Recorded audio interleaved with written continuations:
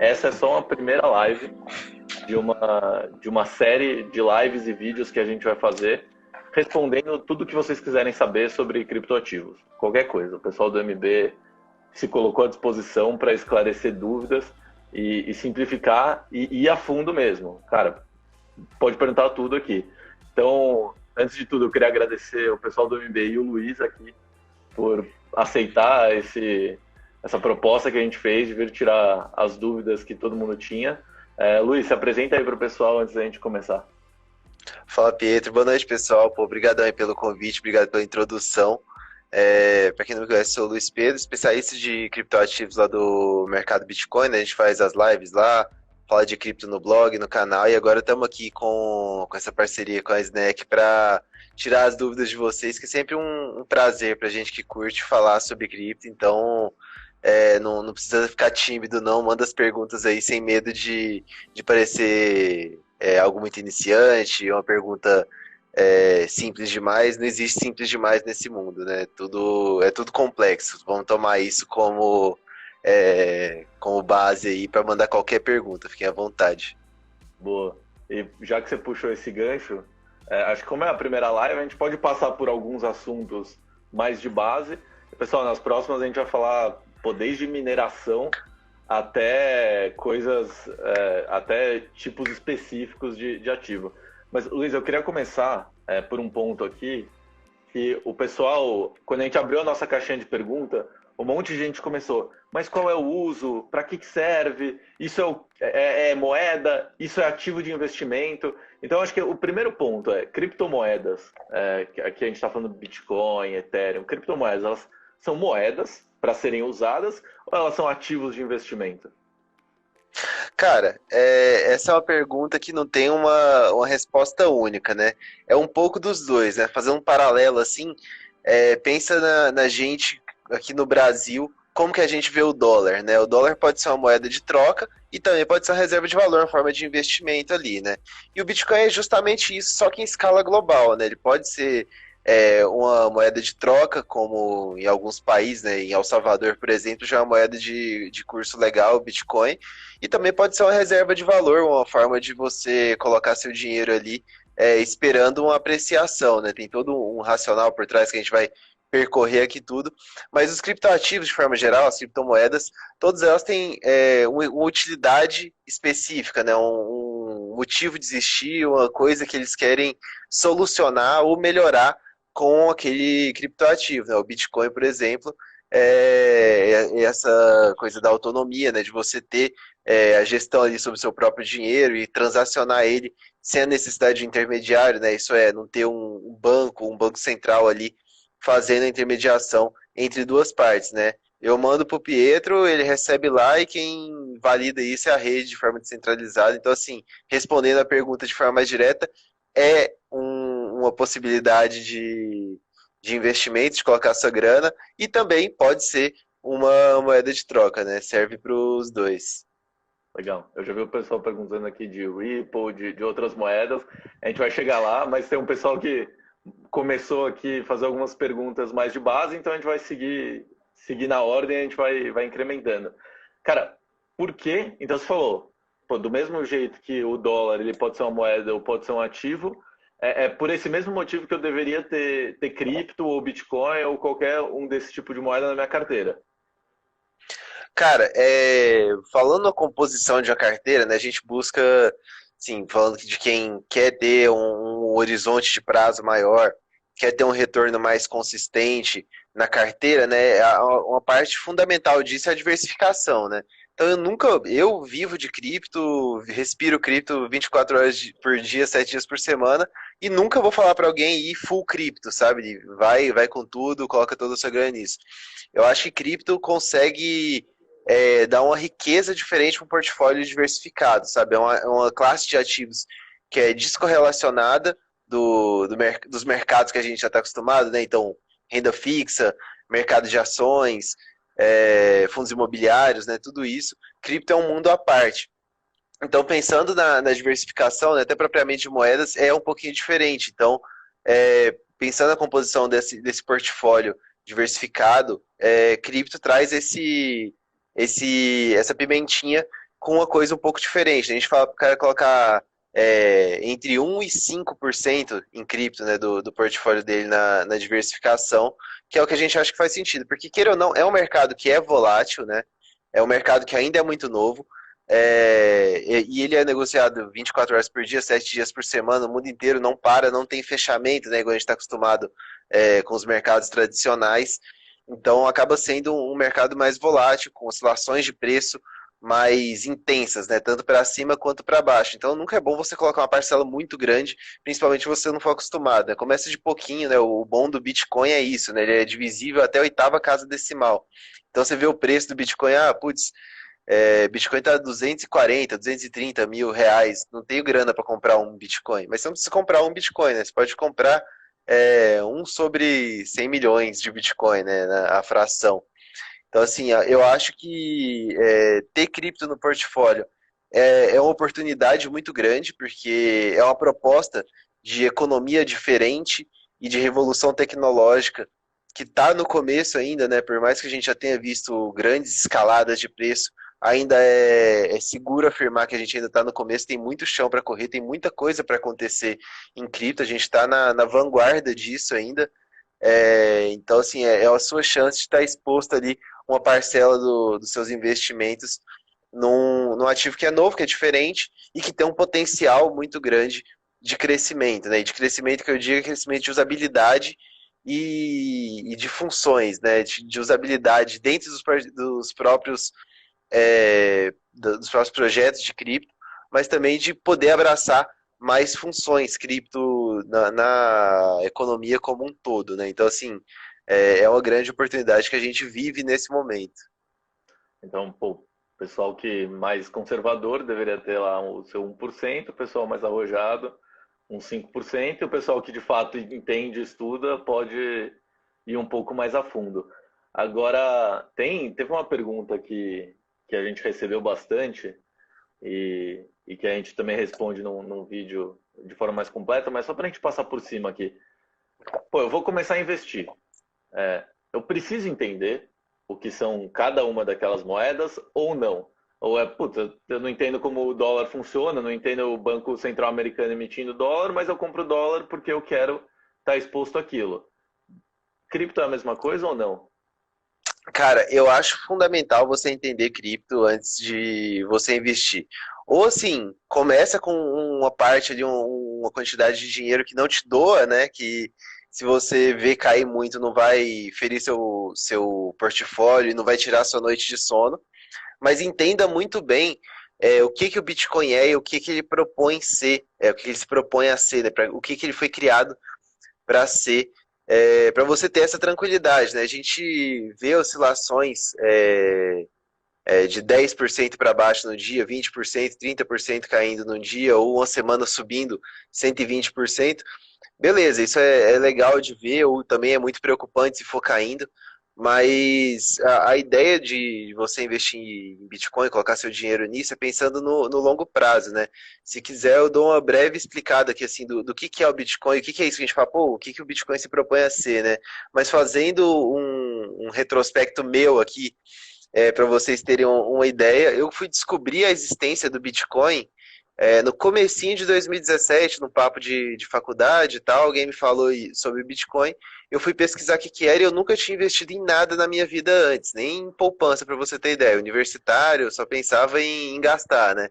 Então, cara, fui tentar entender o que era isso, ver o que era esse mundo novo. Vou chutar que eu ouvi falar sobre cripto a primeira vez entre fevereiro e março de 2017. Eu fui comprar a primeira vez em agosto, porque assim, quanto mais eu lia, menos eu conseguia entender aquilo, né? Porque na época, pô, era vanguarda de cripto mesmo, não tinha ninguém falando disso. Eram pouquíssimos canais no YouTube, pouquíssima gente falando sobre, a maioria E dos eu já vi a materiais em Val aqui inglês. nos comentários falando isso explica o que é Bitcoin. O pessoal pediu. Boa. Então vamos lá, né? Assim, trazendo um resumão aqui para vocês entenderem o que é o Bitcoin e por que é tão valioso assim, a gente pensar nesse ativo. Porque se você entende ele, você tem essa tranquilidade para o longo prazo, sabe? Isso, e eu vi o pessoal aqui É, perguntando, pô, vai bater 100 mil no final do ano? Se você consegue entender um pouco para que funciona, você também consegue tirar suas próprias conclusões sobre o que vai acontecer e ser crítico sobre quem está falando na internet se vai subir ou cair, né? Perfeito, cara, exato. E assim, isso que você tocou é um ponto muito importante, porque a gente vê diversos supostos analistas falando, pô, Bitcoin tá tudo desenhado, Bitcoin vai bater 100 mil em novembro, em dezembro, em outubro, em 2050, sei lá quando.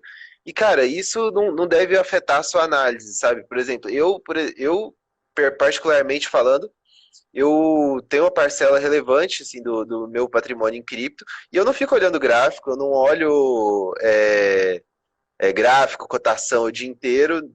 Se brincar, nem todo dia, né? Todo dia eu olho porque eu faço um morning call, eu tenho que falar pelo menos o preço do Ethereum e do Bitcoin ali, mas, mas por mim eu não olharia. Pra mim, eu tenho total tranquilidade no longo prazo. Eu só quero saber quando cai, que aí eu faço um aportezinho ali para diminuir o preço médio. Às vezes tem alguma oportunidade que a gente tem que aproveitar. Mas se subir eu acho ótimo, mas para mim também pouco importa se o Bitcoin vai bater 100 mil ano que vem ou daqui 3 anos. Meu olhar é no longo prazo. E por que isso, né?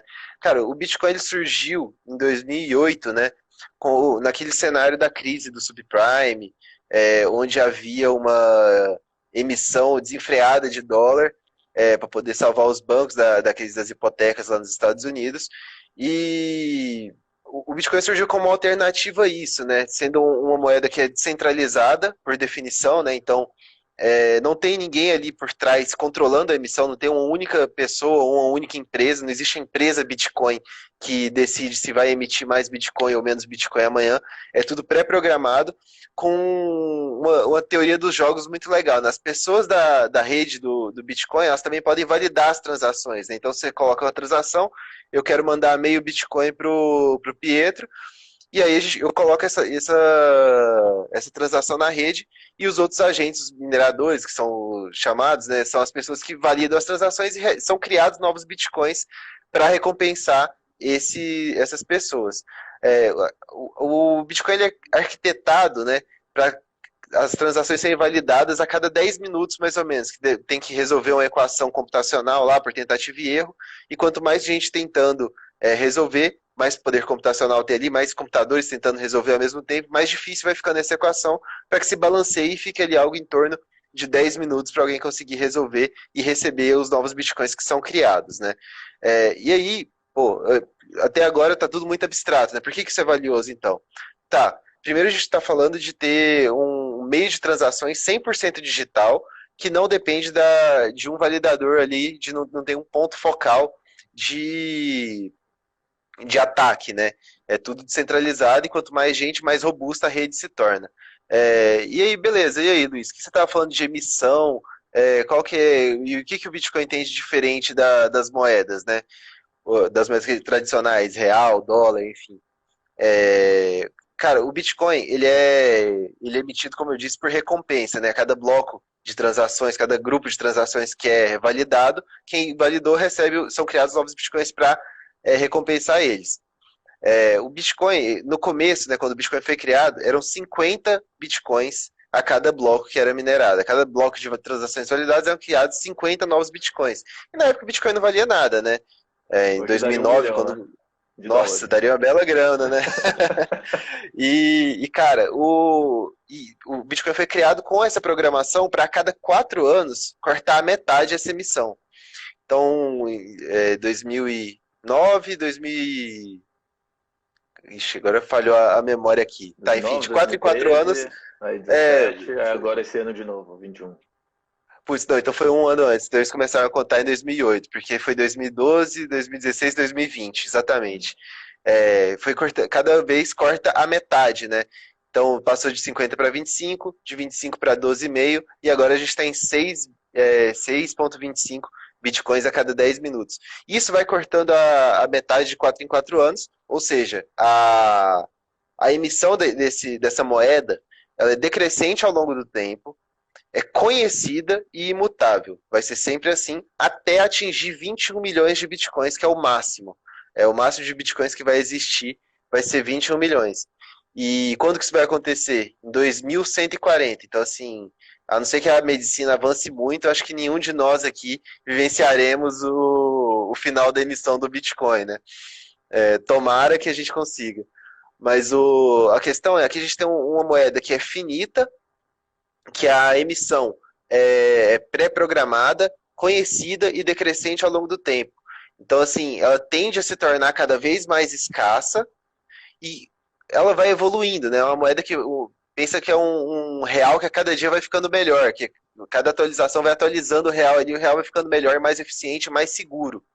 Então, é uma moeda que vai e vão criando mais casos de uso, né? Pô, por exemplo, esse ano, como a gente falou, teve um país adotando o Bitcoin como moeda de curso legal. Essa semana a Ucrânia falou que vai reconhecer Bitcoin como forma de pagamento. A Argentina também está buscando formas de incluir o Bitcoin na sua economia para contrabalancear a inflação e a perda do poder de compra que os argentinos têm dia após dia, né?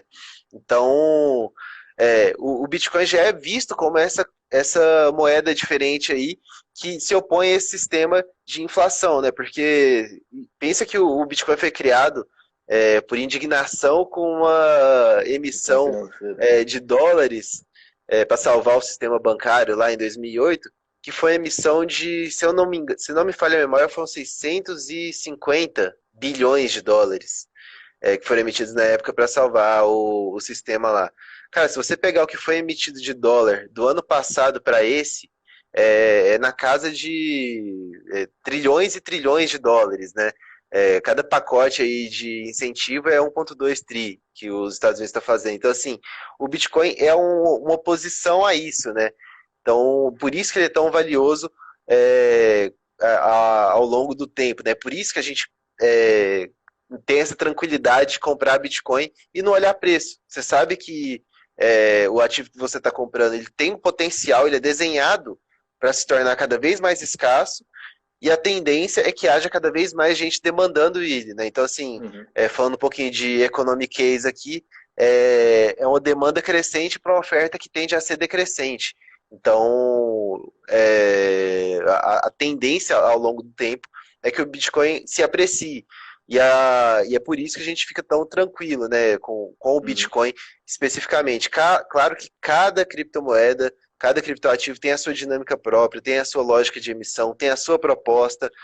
Bitcoin e Ethereum, por exemplo, que é o segundo maior criptoativo aí do mercado, são propostas completamente diferentes de emissão. Por exemplo, o Ethereum tem emissão infinita.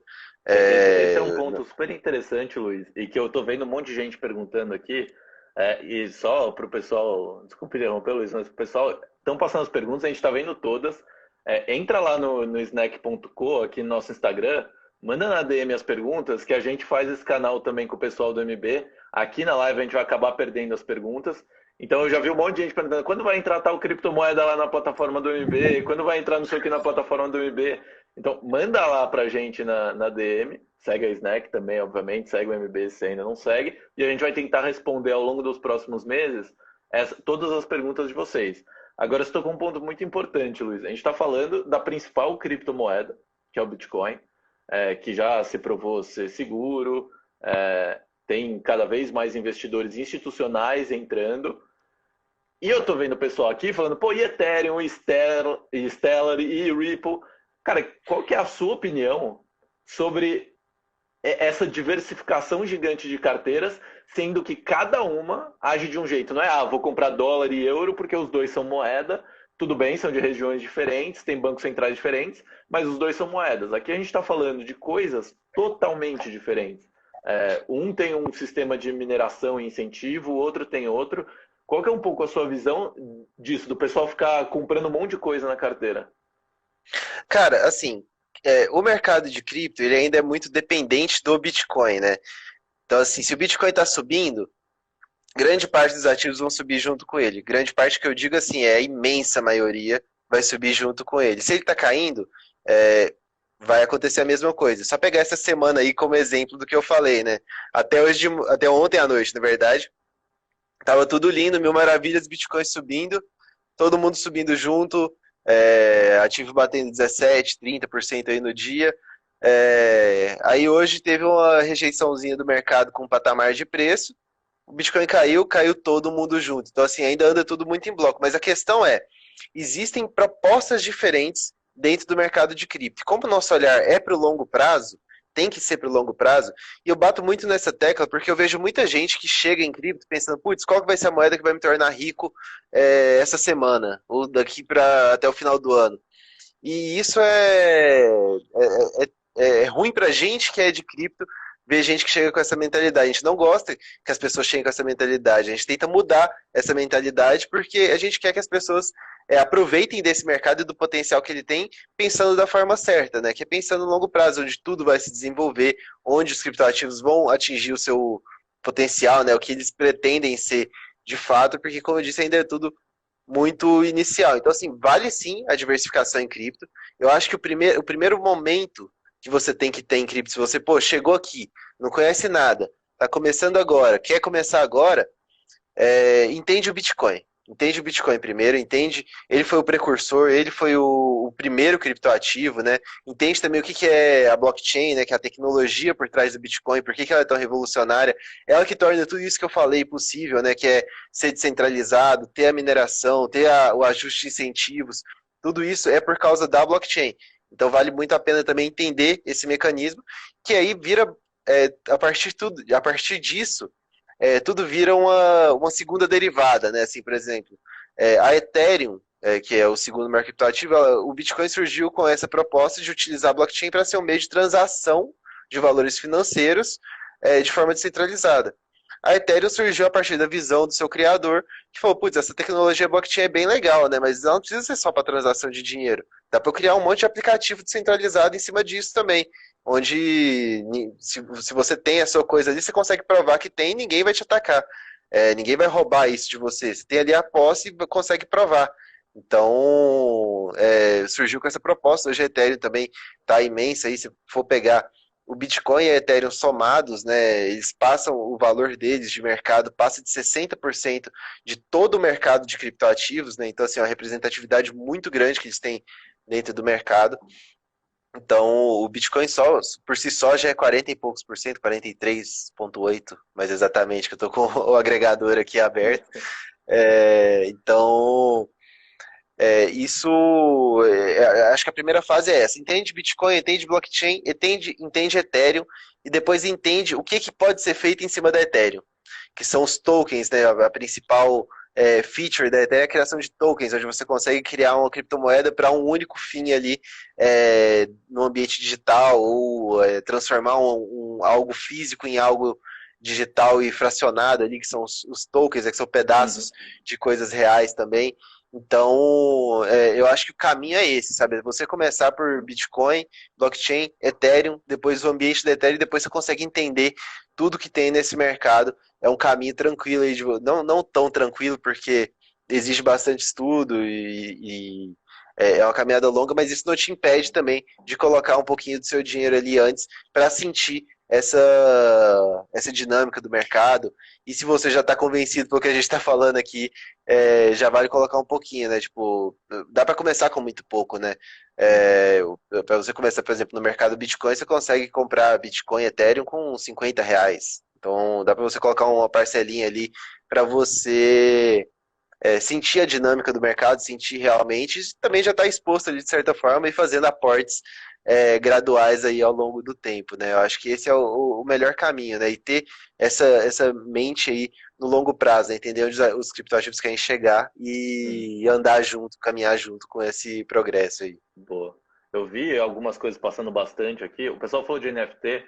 NFT é um assunto muito à parte. A gente vai fazer depois uma live, um vídeo só falando de NFT. E aí a gente entra e fala de token também, mais especificamente. Eu vi duas coisas aqui. O pessoal falando de taxas caras do Ethereum. Eu lembro que teve uma época ali, lá em 2017, antes daquela loucura, que o custo de transação do Bitcoin estava muito caro também. Eu queria que você falasse um pouco sobre o que o pessoal, já umas 3 pessoas perguntaram de taxa cara, e depois o pessoal falou da ADA ou ADA. Se você quiser comentar, e aproveitando, vendo gente perguntando um monte de coisa, se tiver alguma coisa que é tipo, gente, é golpe, cai fora, já avisa aí, porque tem um monte de gente louca para cair em golpe também. Cara, eu não posso falar que é golpe porque eu prezo muito pela minha liberdade, então eu não tô muito afim de ser preso. Mas assim, vou dar um caminho fácil aí. No mercado Bitcoin a gente preza muito por analisar as criptomoedas que a gente lista para vocês. Então, assim, a gente tem esse cuidado para te dar essa segurança.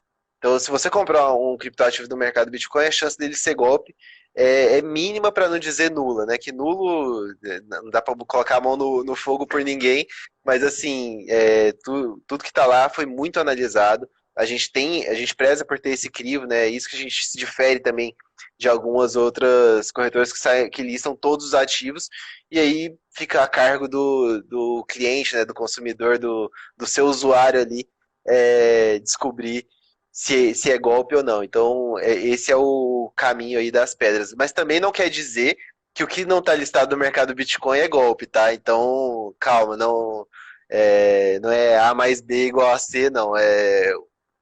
Também tem outros criptoativos bons que ainda não estão listados no mercado Bitcoin. Um deles, por exemplo, é a ADA, que alguém perguntou aí. Mas, bom, falando um pouquinho da taxa da Ethereum, né? A Ethereum, ela utiliza do Proof of Stake, né? Que é o mesmo mecanismo de consenso do Bitcoin. Que é isso, né? Para o cara validar as transações, validar as informações que estão sendo registradas ali, ele precisa resolver a equação, como a gente falou, e provar que resolveu de fato, mostrando a soluçãozinha ali no bloco de transações, e isso é reportado para todos os nós. Isso é um processo que é muito seguro, por um lado, e por outro lado, ele não é tão escalável, né? O que é escalável? É você conseguir atingir escala, né? Atingir uma grande quantidade de transações por segundo, sem prejudicar a rede. Então, pelo fato da Ethereum não ser escalável, não ser tão escalável ainda, ela acaba tendo esses picos de taxa de acordo com a usabilidade, né? E hoje a gente tem muitas aplicações em cima da Ethereum, né? Assim, infinitas, e muita coisa que a gente ouve falar por aí em cripto, pô, tal projeto está despontando ali, está tendo sucesso, tem um monte de gente usando, jogos também, a Axie Infinity também, que é um jogo novo aí que tá todo mundo falando e jogando, tá saindo até nos portais de notícia tradicionais sobre esse jogo. Isso tudo é em cima da Ethereum. Então, a Ethereum hoje ela tem mais usuários ativos por meio dessas aplicações que tem em cima dela, de tudo que existe em cima da plataforma da Ethereum, ela tem mais usuários ativos do que o próprio Bitcoin.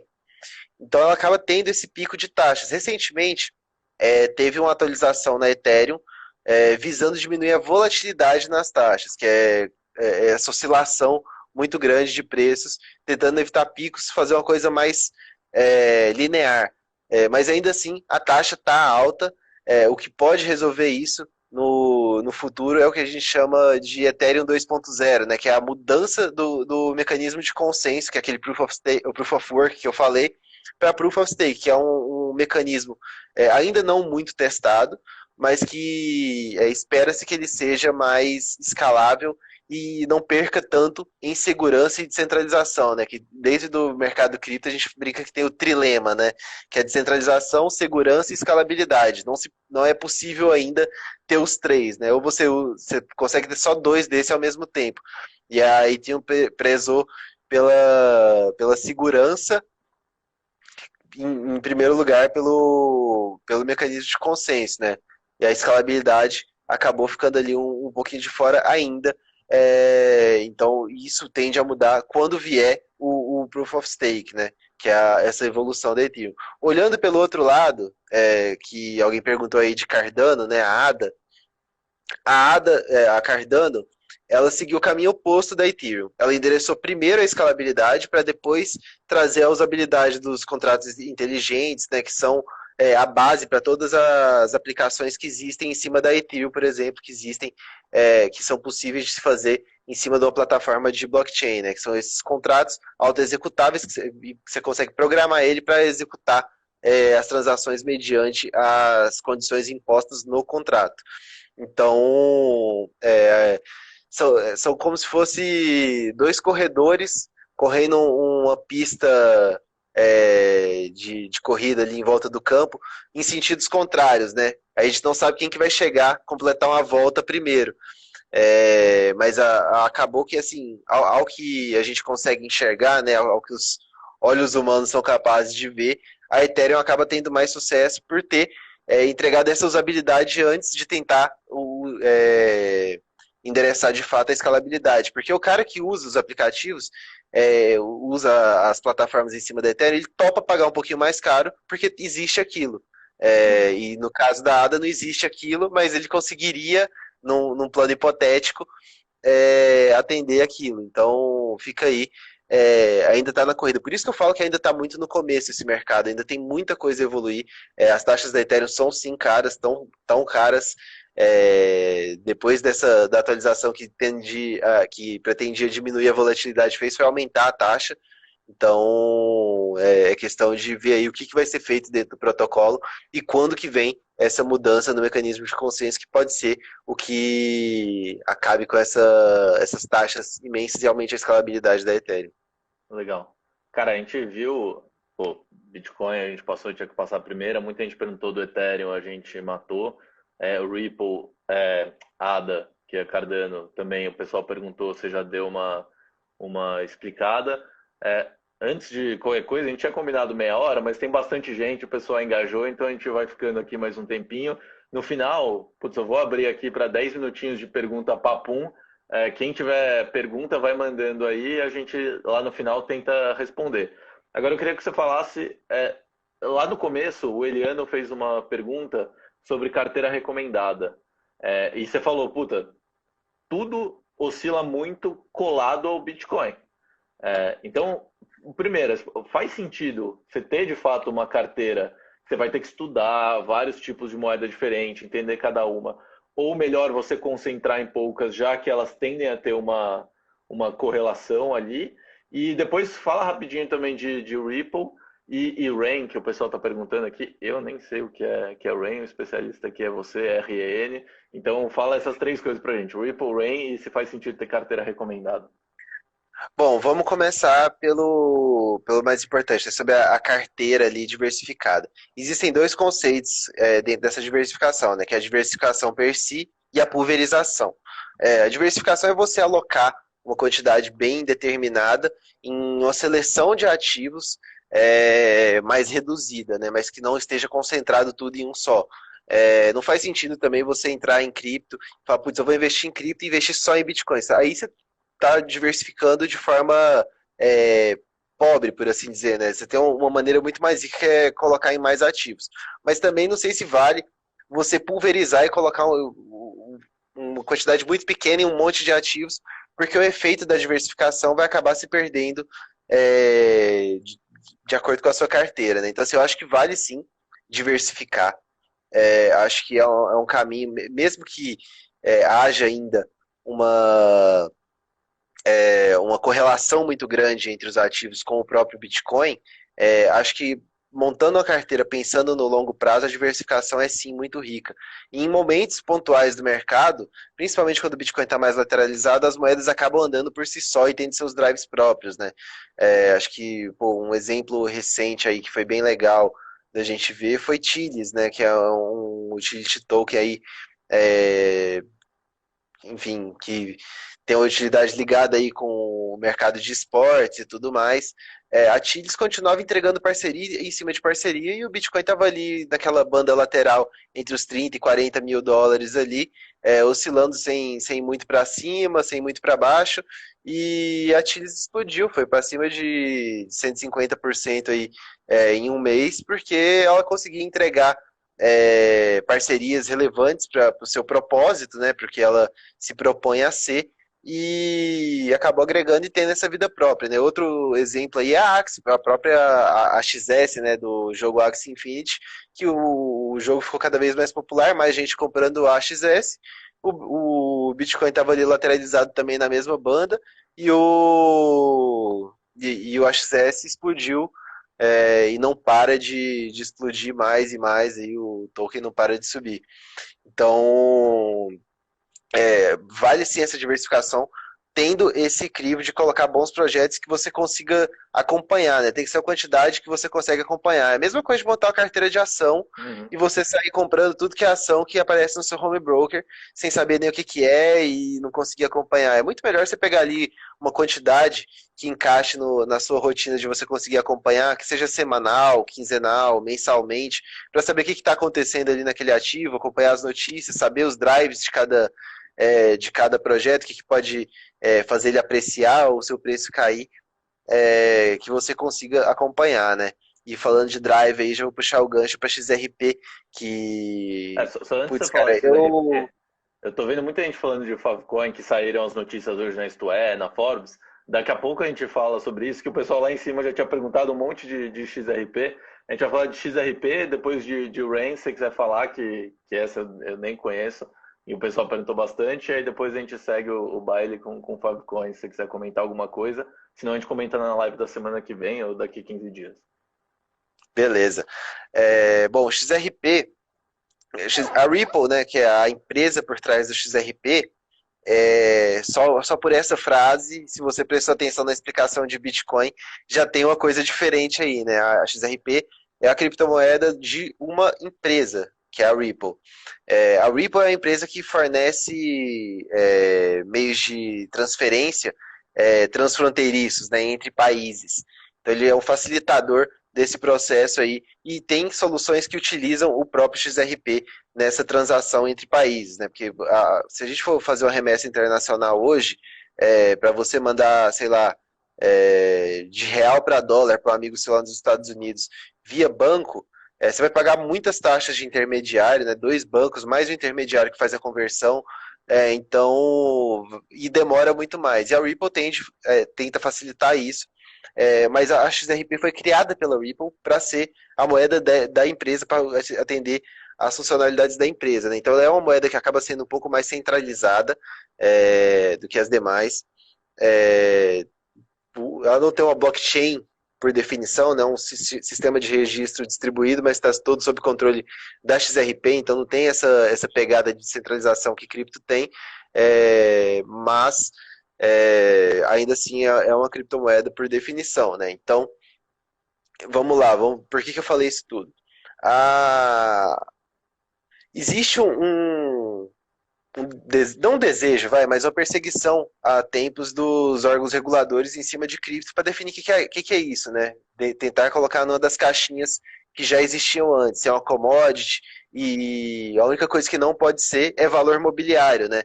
E a Ripple é a coisa mais próxima que tinha de valor mobiliário, como se fosse uma ação ou um bem que tem um lastro ali físico que pode valorizar passivamente por trás. Então, a XRP acabou sendo alvo desse processo da SEC, como se fosse a CVM lá dos Estados Unidos, que tentou enquadrar ela como security, né, como valor mobiliário, e tentar, dessa forma, prejudicaria muito o projeto. Ele teria que parar de ser negociado em exchanges de criptoativos, porque ele seria aí valor mobiliário, seria um quadro, uma situação completamente diferente, e esse processo ainda está correndo. Ao que tudo indica, né, como tá tocando tudo, e pelo que a gente consegue ler sobre também, né, as análises de pessoas mais especialistas em cenário jurídico, que não é o meu caso, eu só leio sobre, né, então meu conhecimento sobre leis e jurisdição é o básico para não ser preso. Então, eu não entendo, não consigo avaliar o processo jurídico entre SEC e XRP. Mas, pelo que a gente lê e pelas análises que são feitas, parece que a Ripple está favorável, a situação está favorável à Ripple, né? Parece que a Ripple vai ganhar esse caso, né? E assim, se ganhar, tende a ser uma valorização muito grande pro ativo, né? Porque ele tira o principal obstáculo que tinha na frente dele, já que ele já tem essa tecnologia bem estabelecida, tem o seu mercado alvo, que é o dos bancos para remessas internacionais, ali desenhado já, né? E já consegue penetrar nesse universo, né? O Nubank já tem serviços com a Ripple, a Santander já tem serviços com a Ripple, Então, ela já consegue penetrar, a questão da tecnologia também já está ali mais ou menos resolvida, também não tem muito o que avançar na tecnologia. O principal entrave da Ripple era justamente essa barreira com os reguladores. E se ela ultrapassar isso, aí fica só a cargo da empresa conseguir mais clientes para ela oferecer o seu serviço, né? E assim trazer mais utilidade para o XRP e o XRP tender a se apreciar por crescimento na demanda. Então, é um momento muito importante para o XRP. Caso de ganho de causa, é bom para o XRP e para todo o ecossistema de cripto, né? Porque o XRP é o que a gente chama ali de lower hanging fruits, né? A fruta mais fácil de pegar no pé ali, que era o alvo mais fácil, né, para a SEC. E caso ele não seja enquadrado, abre-se um caminho muito grande para os outros criptoativos, pelo menos, se preocuparem disso, por ter uma essência diferente de security, né, de valor imobiliário, sendo que o XRP era o mais próximo disso. Então, acho que esse é o comentário aí sobre XRP. E super Rain, importante, né? Porque, cara, olha uma coisa tão importante que está acontecendo e o cara que ia comprar só olhando o gráfico ali, sem saber, colocar na carteira, lá atrás estava baixo, agora subiu, ou comprou porque alguém falou que vai subir, não ia entender nada disso, né? Então, mais uma vez, só pensa ressalta a importância de entender o ativo que você está comprando, né? e conseguir entender o cenário dele, o que afeta positivamente, negativamente ele. Falando exatamente o que você falou, pensa no cara que lá atrás comprou XRP porque estava tudo subindo, né, lá para novembro, dezembro do ano passado, viu o Bitcoin disparando, Ethereum disparando, tudo disparando, falou, puta, vou nessa Ripple que é baratinha aqui, sem entender por que ela é mais barata, qual que é a sua lógica de emissão, qual que é o seu ecossistema, por que ela serve, por que ela é diferente das outras, e viu o ativo que ele comprou ali, enquanto tudo subia 30%, 40%, viu o ativo dele cair 30% numa semana. Fala, putz, o que está acontecendo aqui, né? Então é muito importante a gente entender pelo menos o básico do criptoativo, do que movimenta ele, para que ele serve, o que movimenta o preço dele para cima, o que movimenta o preço dele para baixo, para poder pelo menos colocar um pouquinho do dinheiro ali e saber o que pode afetar o seu investimento a curto, médio e longo prazo, né? E também quanto tempo você, é isso, quanto tempo você quer ficar com o dinheiro, né? Porque você pode falar, pô, tal moeda é super boa pro longo prazo, e o cara quer deixar ela 6 meses só na carteira. E aí depois vai voltar, porra, mas aí meu investimento perdi dinheiro.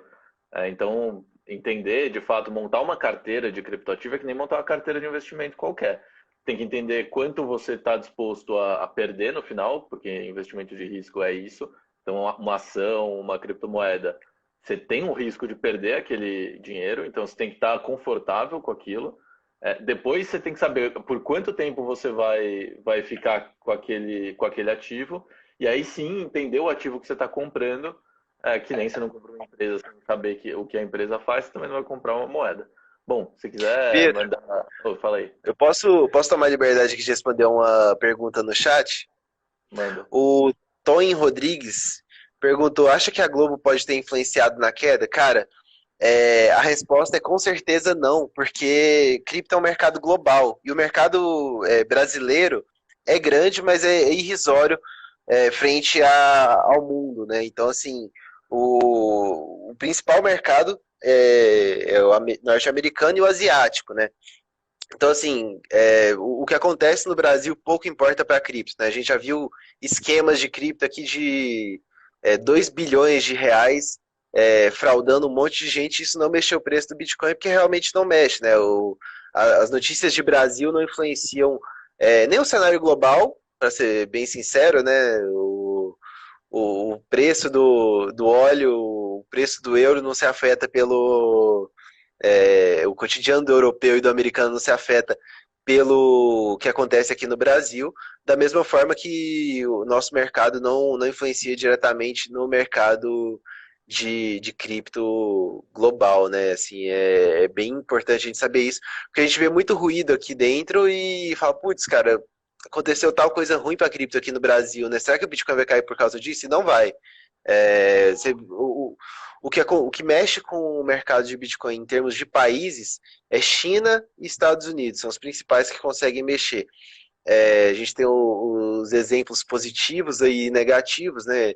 Desde as políticas de facilitação, da travada na língua aqui, facilitação de cripto em alguns estados lá nos Estados Unidos, né? Flórida, Texas, Wyoming, até o Nova York também, né? Então, isso tudo influenciou positivamente o preço, né?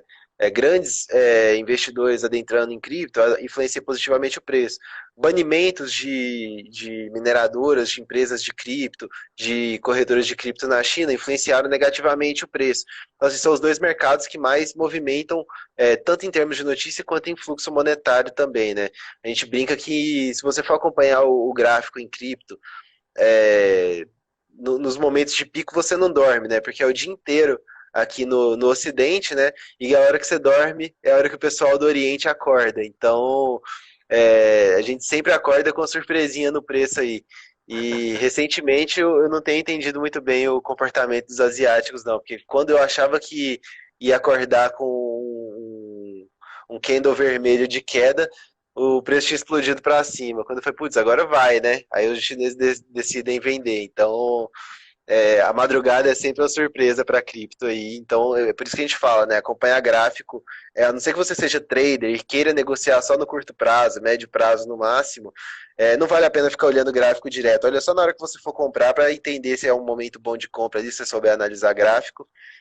Caso contrário, olha uma vez por mês ali que está de ótimo tamanho. Beleza. Cara, aqui, bom, a gente foi inundado aqui, eu nem consegui ler as coisas de Filecoin hoje, o pessoal perguntando se é moeda promovida pelo MB. Não, Não é. não é. Então, beleza. Ó, se quiser, depois, semana que vem, pessoal. Não, daqui 15 dias a gente tem outra live. A gente fala de Filecoin lá na outra live. Você quer falar de Rain ou também não precisa? Cara, o Rain, pra ser bem sincero, é um projeto que eu não acompanho de perto as notícias de Rain. Então eu posso prometer para na próxima live aí trazer uma análise aprofundada do momento de Rain. Se eu falar alguma coisa aqui, vai acabar sendo um pouco mais leviano, por eu não acompanhar tão de perto no meu dia a dia, Rain. Beleza, anotar então, pessoal. Próxima live a gente fala sobre os temas que o pessoal ficou quicando aqui. O Ibix, o Rain, e aí, enfim. Bom, a gente já estourou muito o nosso tempo. É, a gente se propôs a ficar meia hora aqui, mas o pessoal foi engajando, foi crescendo. Vale lembrar para o pessoal que está chegando agora, a live vai ficar gravada. Essa live é só a primeira de uma parceria que a gente está fazendo com o MB para tirar justamente as dúvidas de vocês. Então, tudo que é dúvida, manda para a gente lá na Snack, manda na DM. É, Quando tiver live também entra para tirar dúvida. O que der, a gente vai falando aqui. A gente poderia se estender, ficar o dia inteiro falando aqui, mas já passamos muito do nosso horário. Então, putz, manda pergunta pra gente. Se não der para responder em live, a gente responde em vídeo ou depois responde diretamente para vocês. Não me pergunta se o Bitcoin vai subir ou vai cair, porque isso aqui eu não tenho bola de cristal. Do mesmo jeito que quem trabalha nesse mercado só pode falar o que está acontecendo, o que está influenciando, mas quem cravar para você vai subir ou vai cair, tá sendo leviano, como o Luiz falou. Então, Luiz, você quer fazer alguma consideração final, fechar alguma coisa? Cara, não, só agradecer demais pelo convite, agradecer a todo mundo aí, a live bombou, né? Bastante pergunta, deu material para mais 20 lives aí pra gente fazer. Então, assunto nunca falta aqui em cripto, né? Então, só agradecer a todo mundo aí. E, pô, se vocês quiserem ter um acompanhamento diário, pelo menos no noticiário, é só fazer um convite aí pro pessoal que a gente faz um morning call todos os dias às 8 da manhã aqui no perfil do Mercado Bitcoin. Então, cola aí que sempre estou eu lá e mais dois convidados, dois parceiros, na verdade, lá da empresa, que especialistas também, que tiram as dúvidas, trazem as notícias.